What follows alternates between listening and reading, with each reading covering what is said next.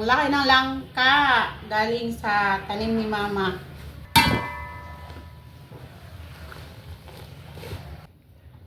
Hindi yan.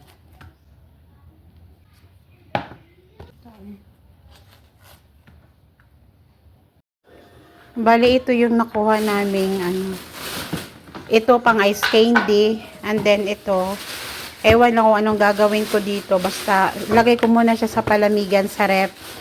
And then yung mga buto ng langka, mapapakinabangan pa to, ibilad sa mais. Pag natuyo na, pwede na siyang lagain, pwedeng kainin.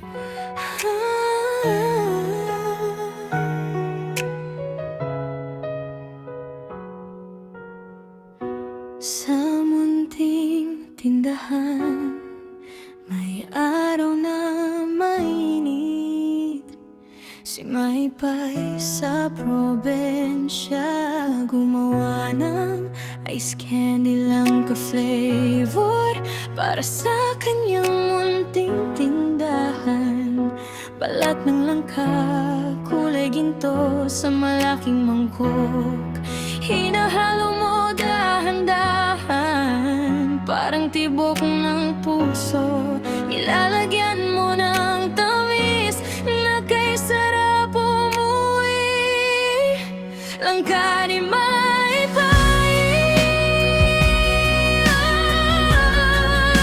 langka ni Maypay, pangiti ng probensya sa bawat kagatigaw. Langka ni Maypay,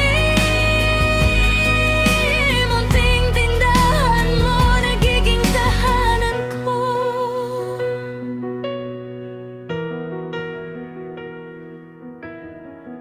Sa plastic na malamig, may bakas ng iyong